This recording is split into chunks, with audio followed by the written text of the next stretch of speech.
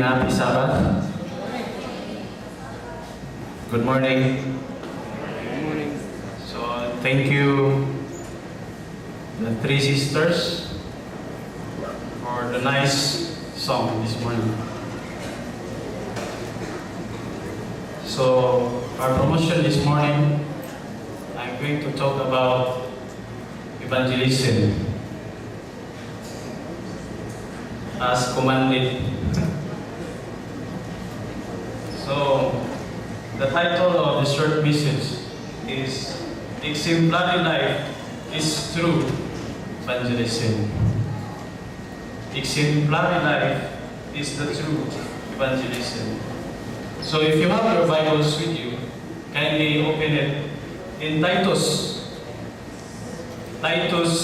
chapter 2, verse 7, a New International Version.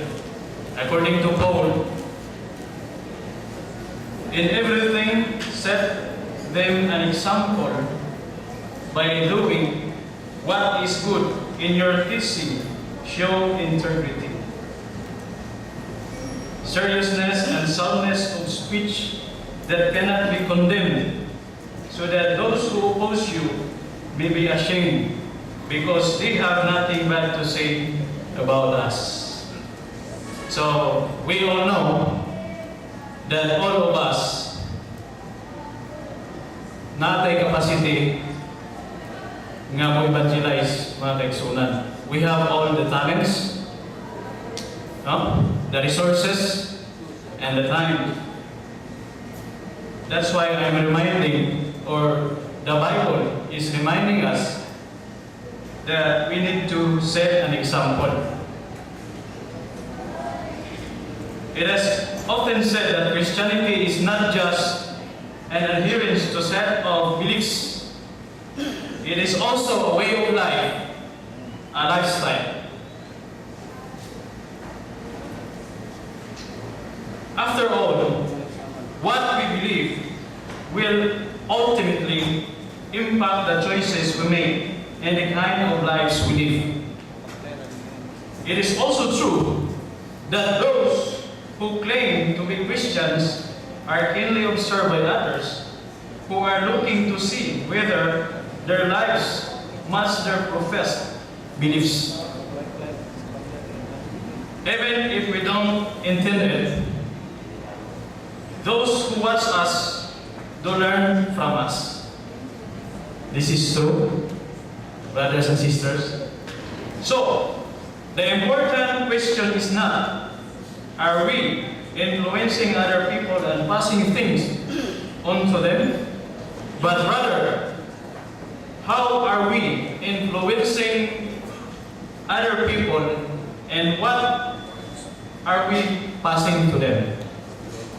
I want you to share a story about a missionary, and this story is entitled A Pineapple Story. So, who among you here have heard about a pineapple story? Kinsay nakabasa na? Wala pa. Pero ako na nangibalik. Dito sa devotional, ako na i-share sila, pero I want you to share it to you. This story is about a missionary in New Guinea called Otto Kuning. Otto Kuning was a missionary in New Guinea. He worked among a native tribe that had known only their village ways. One of those village ways was stealing from others. So kung adto mo sa mission field, inyo gining ma-experiensyahan mga kaigsunan that those people in the village are stealing. So when Otto and his wife arrived and moved into a hut, the natives often came by to visit. The Kunings would notice that after the natives left, the missionary homes, various household items had disappeared.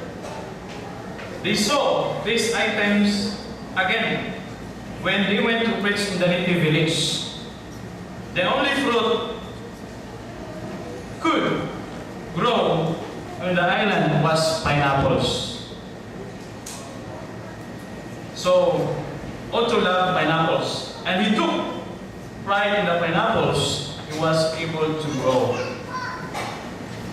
However, when the pineapples began to ripen, the natives would sell them.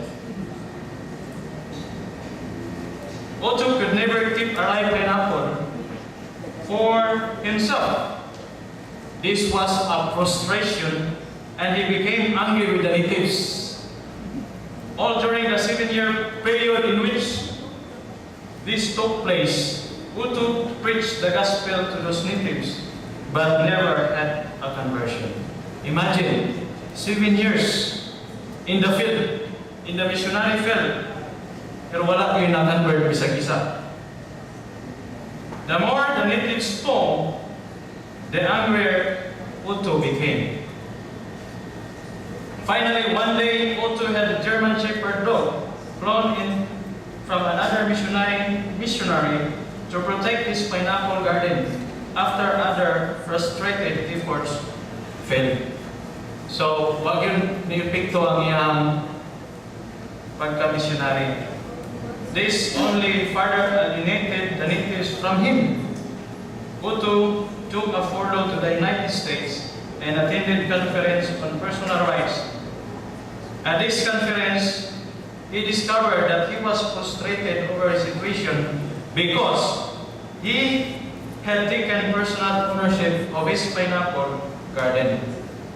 After much soul searching, he gave his garden to God. Walang gid siya mahimo.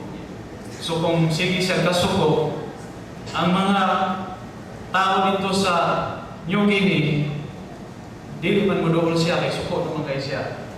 So he decided, he gave his garden to God. The natives saw a correlation between what Otto had done and their own lives being affected by calamities in their village. When Otto gave his garden to God, he no longer got angry and was free from worry. The natives started bringing him fruit from the garden because they didn't want any more calamities to come into their village.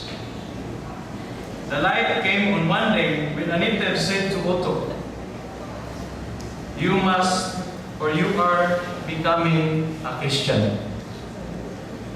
Otto, you don't get any more angry. We always wondered if we would ever meet a Christian, according to the villager. They had never associated Otto with the kind of person he was preaching about because this message did not line up with his life.